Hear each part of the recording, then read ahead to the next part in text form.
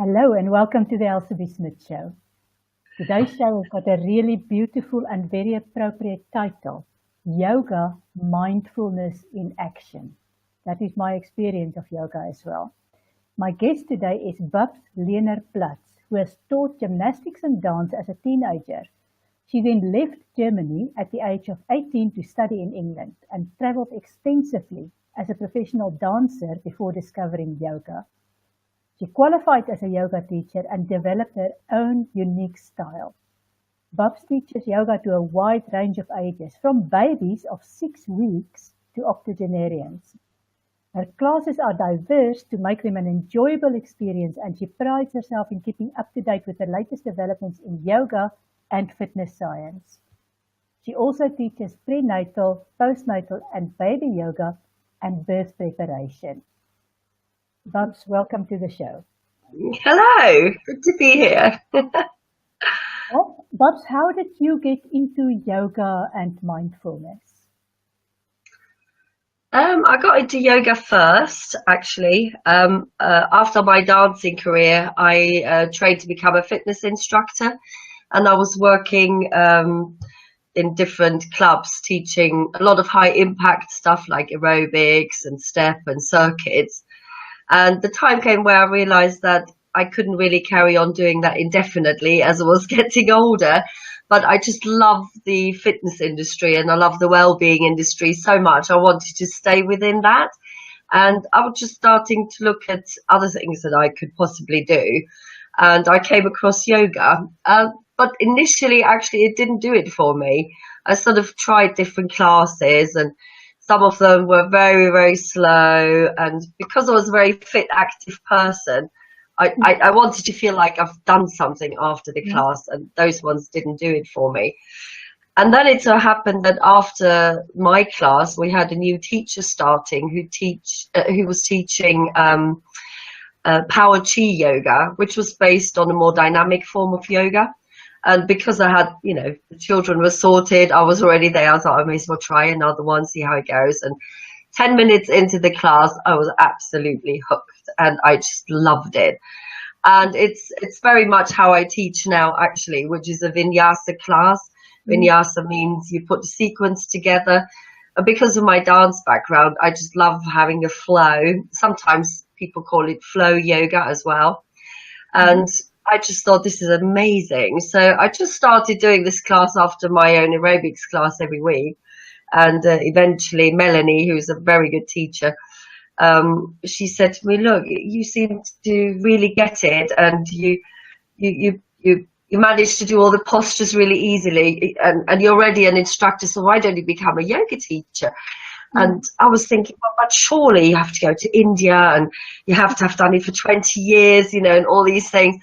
And she said, oh, no, because you're a teacher already. Just do a good course and then just get on with it.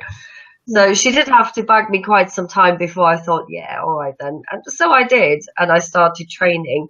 But then I didn't really go the conventional route.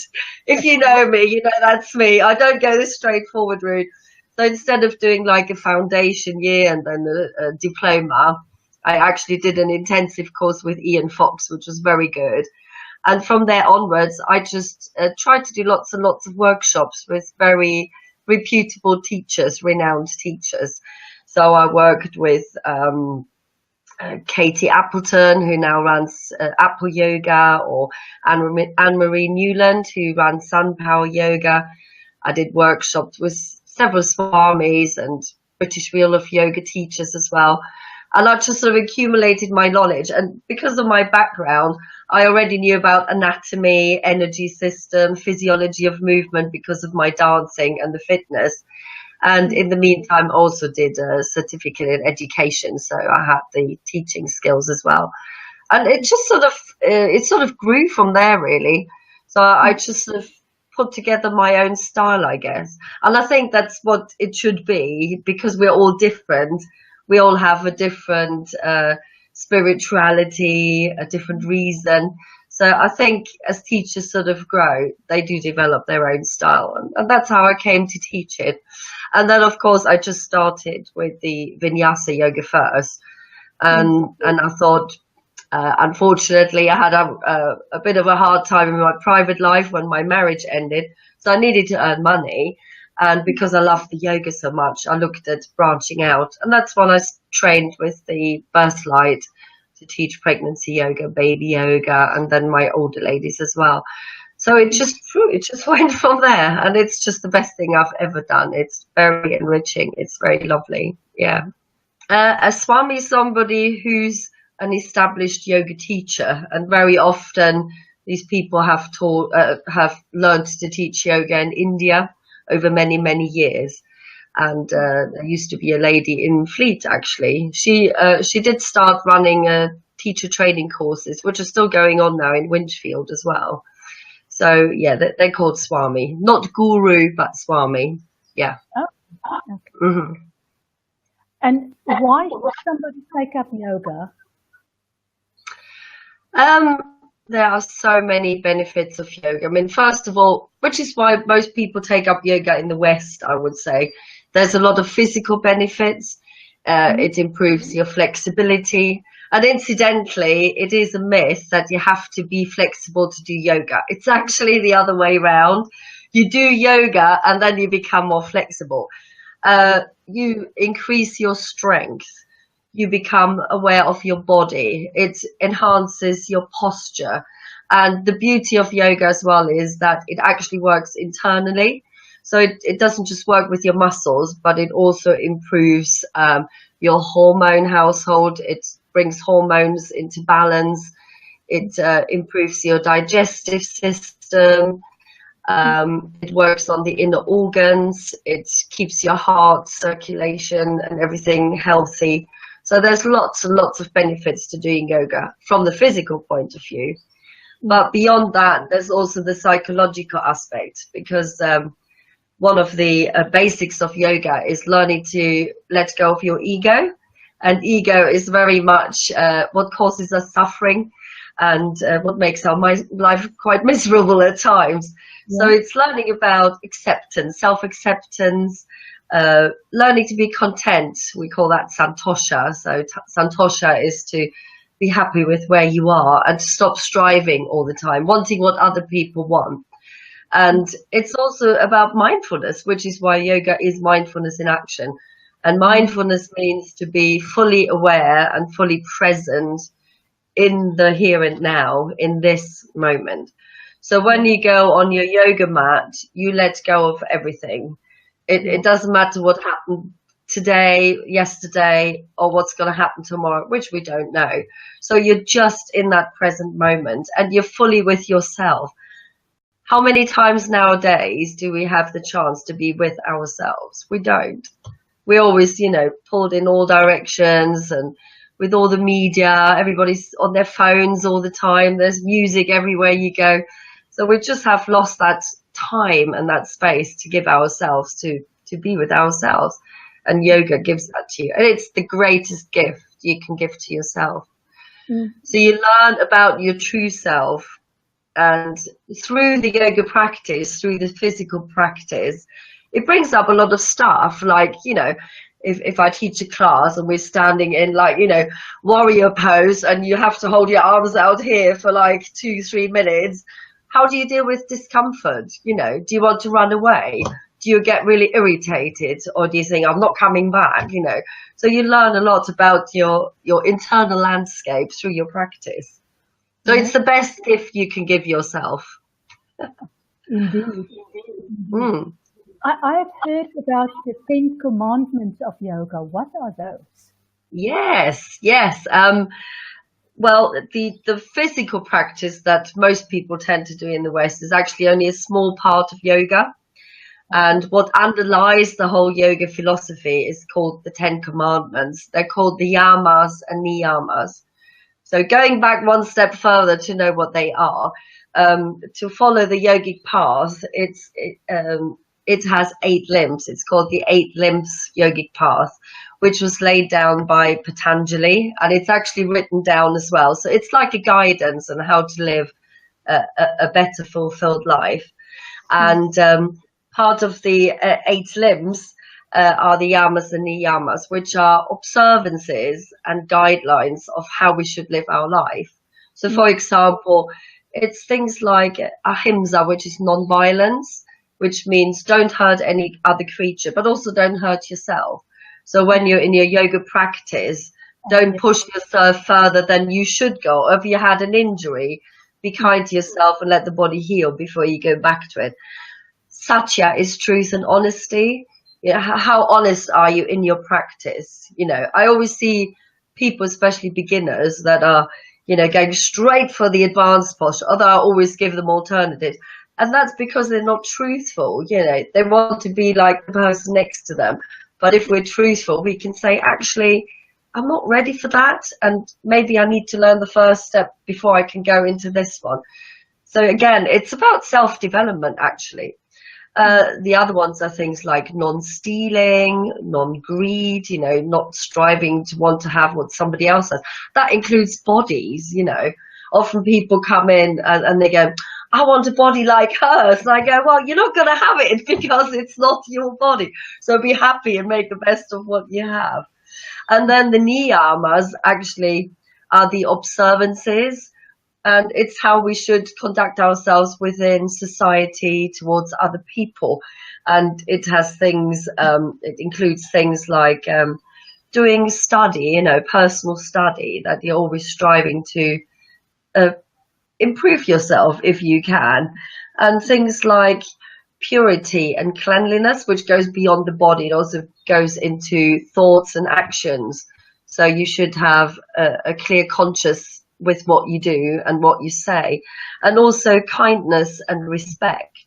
And another one which I do mention in class sometimes is called tapas, which people think is a Spanish dish, but it's not.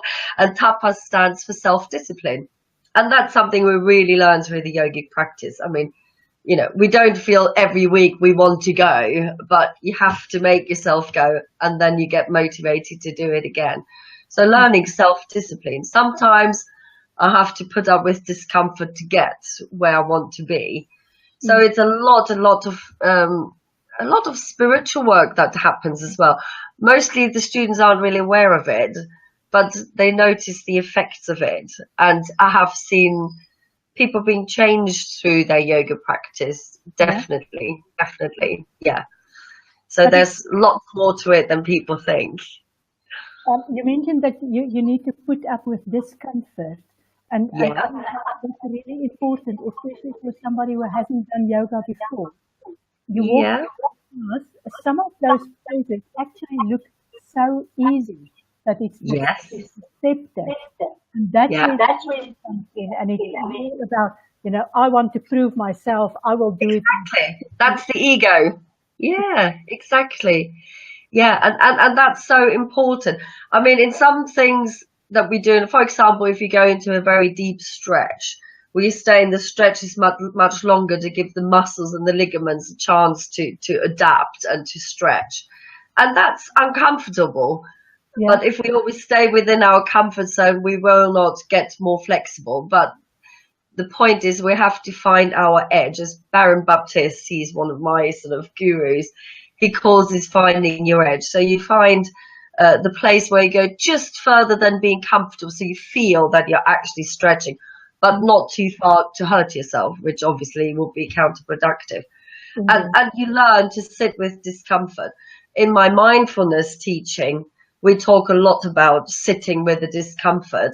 And actually we learn that we can put up with a lot more than we think. And it's, again, you know, teaching yourself resilience. You know, I'm not going to run away, although this is really not what I want to do right now. I'm going to stick with it until the teacher says, and now we move out of this posture. So there's a lot of personal development that we learn through the yoga practice, and it's mindfulness.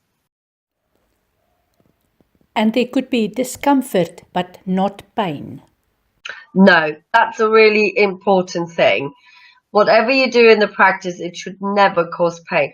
And it's, again, about sort of being aware of your body, because your body tells you what it needs. And sometimes I see people, and I can tell they're going a bit too far, and I go up to them and said, maybe you should take it down, and I'll just go, oh yeah, all right then. But it's the ego that goes to you, oh, go on, you can touch your toes.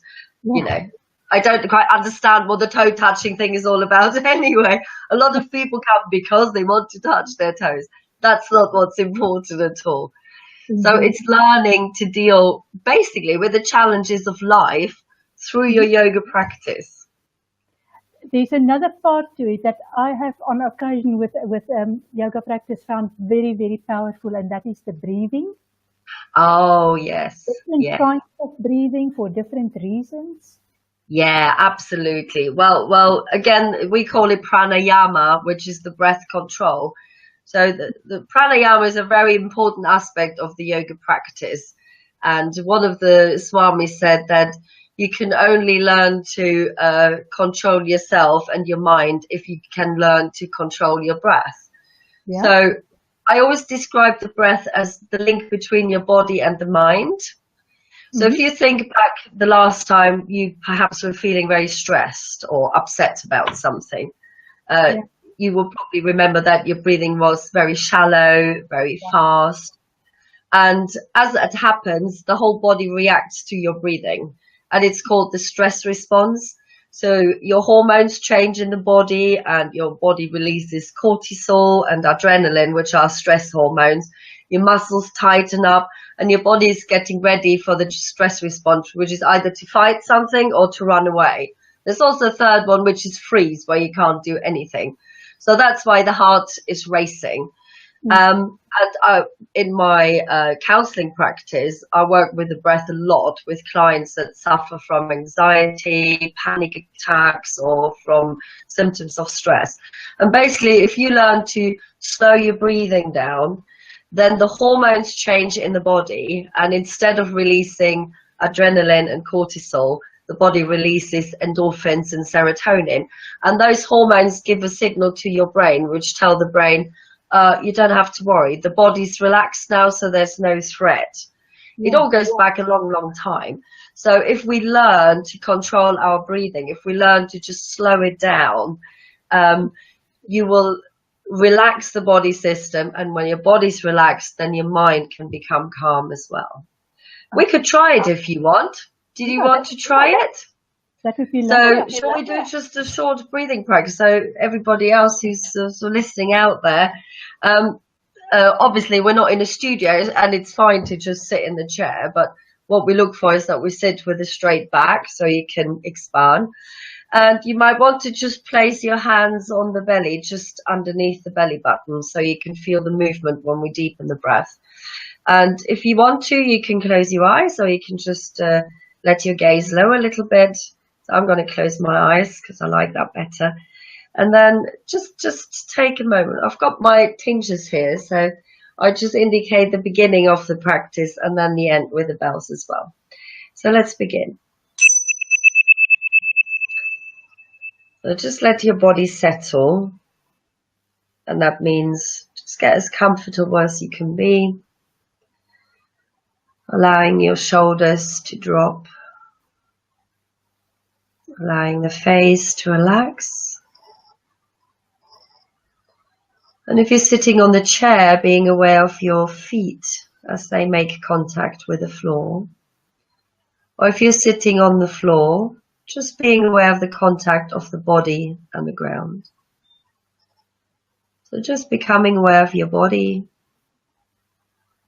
And if you can, allowing the body to relax. You might be aware of lots of thoughts going through the mind. So if thoughts come into the mind, just acknowledge them, but then let them go. So try not to answer them, a bit like clouds that pass in the sky. So acknowledge and let them go. And now just bring your attention to your breath, and without changing anything at all, just watch your breathing. So that means really become aware of the sensations of breathing. So notice the air in the nostrils as you're breathing in. Perhaps you notice a slight pause after the in-breath before you exhale. Notice how the body moves with the out-breath. And again, perhaps you notice that slight pause after the out-breath.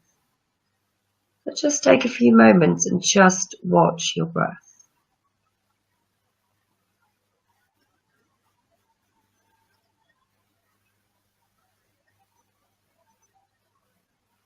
being aware of the movement of the breath. And perhaps you notice it the most in a certain area of the body, perhaps in the nostrils, the back of the throat. So just really being aware of the breath.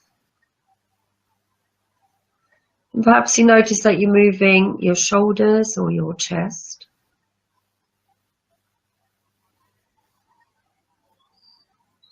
So now bring your attention to your abdomen, to the belly, and to your hands. Now when we deepen the breath, we make the effort to push the belly out into the hands. So if you're taking a deep breath in through the nostrils, you take the breath all the way down into the abdomen and feel the abdomen as if it's trying to push your hands away. As you breathe out, you don't have to do anything. You just let the whole body relax. So gently breathing in through the nostrils, expanding the belly. And then on the exhale, gently breathing out. You don't have to do anything to breathe out.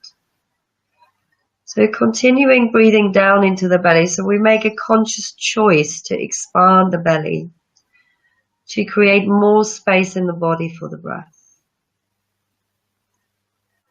The body relaxes on the out breath. So if the inhale is longer, the out breath is longer too. And just get a sense now of letting go, of stepping back every time you're breathing out. And perhaps you notice the body beginning to relax a little bit more.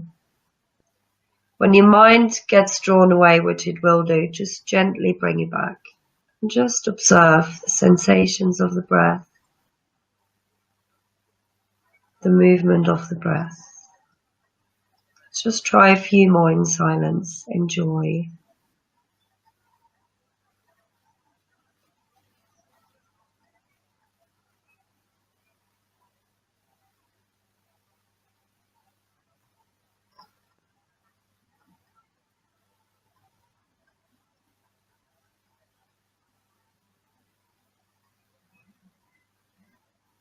Just breathing and letting go.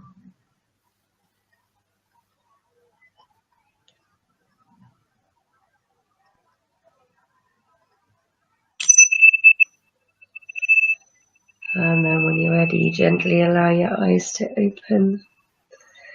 And then have a little stretch if you want. I'm aware of the time. Normally we would do breathing anything from 3 minutes to however long. How do you feel? Do you notice any difference? It's really relaxing. I wanted to just stretch out. Yeah, exactly. It just feels good. It feels good. Yeah. So it's such a simple thing that we can all do, and it makes a big difference. And those little bells, what do you call them again? These are called tingjas or prayer bells. Yeah, they're Tibetan ones. And we just use them to sort of indicate the beginning and the end of meditations or practicing. Yeah, you could get those too. Okay. Now, I've got one more question for you. I have tried different types of yoga, and like last year when I was away for a spell, I joined a class where the yoga teacher wanted me to pop onto my head within the first 5 minutes. Oh my God. Oh, that's not good. No. But no. I didn't give up. I knew that there were other types of yoga. If I've never done this before, where do I start? How do I find what is right for me, and how do I choose the right type of yoga for me? That's a really good question. There is so much out there, and I think at the moment they've last counted about 250 different styles of yoga, so it's not surprising people get a bit confused. Generally speaking, in the West, when we call a class hatha yoga, it tends to be slower and more gentle. So for a beginner, it's really good to start with a hatha yoga class, or finding a course which is specifically for beginners, which tends to teach you the basic sequence, which we call salute to the sun, for example. So you can take your time. It's really important to find a good teacher, and a good teacher will talk to you before you start the class, make sure you don't have any medical issues. they will ask you, you know, whether you've done any yoga before. So they really know. Thank you. So they really know about you. And also a good teacher should always offer you alternatives to postures. So if you're not quite ready to go into one pose, they should give you something else to do. There's a lot of classes out there which are called vinyasa or yoga flow, which is what I do. They're more dynamic, and you sort of move through the whole thing without having many breaks. But the best thing would be to Google if there is a class near you, so you don't have to travel so far, and maybe give them a ring. Just phone them up and say, look, I've never done this before. What sort of yoga do you teach? Can you describe a class? And any comprehensive yoga class should always have some pranayama, which is the breathing, standing and seated practice. We also do balance as well, which is to do with concentration in the mind, and it should always finish with relaxation. I've covered classes for other teachers in the past, and I'd say, oh, how long do you want to relax at the end? And they go, oh, no, we don't do that. And I go, actually, it's just as important as the other stuff. So it should have those components in the class, and see who you like. There's so many different styles. Iyengar yoga is very specific on alignment. They use a lot of props. They really work on each posture, you know, for quite some time. Personally, I got a bit bored, you know, but other people really love it. Kundalini yoga, they work a lot with the breath. They do a lot of chanting, which I don't tend to do. I'm actually a Christian, and I don't like chanting sort of to Hindu deities, although I do other chants which are towards our masters and our teachers. So Kundalini, which works a lot with the breath. Bikram yoga is quite sort of in the media a lot, which you do yoga practice in about, I think it's about 40 degrees heat. Personally, I don't think we're made to do that, but some people love it. It definitely improves flexibility. It can help, so they say, with weight loss. But find what feels good for you. Try it out. Don't be scared to say, actually, I didn't like. Keep looking. It took me about 2 years to find the teacher that I wanted. And there's also a saying in the yoga world which says, yoga will find you when you're ready. And I think it's so true. There is a class for everyone, and it's the best thing you can do for yourself. So do it. Find a good teacher and do it.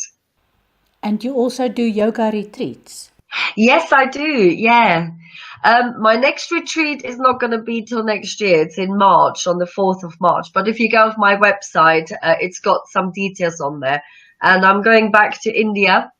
I'm doing a weekend retreat, which is quite soon in July, on the 7th to the 9th of July at Champneys, which is one of those lovely spa hotels. And there's loads and loads of yoga retreats out there. Again, check out the teacher so you know the style that you like. Highly recommend it. It can be life-changing. It's just a great experience. And for people that are single, for example, or if their partners or friends aren't into yoga, go, because you're in this lovely community. And I have seen life-changing retreats with my students, and it's just a joy to do. So if you can, try it out, and you can get really, really into it. In a week, you can really deepen your practice, and it's just refreshing. It's wonderful. And if people want to get hold of you, they can also send you an email. Yeah, if people want to find out, just send me an email and I'll forward you the details. We're actually just about to confirm the details, because we're going to use a different space in India. So the stuff that's on my website at the moment is where I usually go, but we're talking to somebody else. It's still in the same place, Kuvalam, which is just wonderful, but there'll be more details coming up soon. So just email me, register your interest, and I will forward you the details.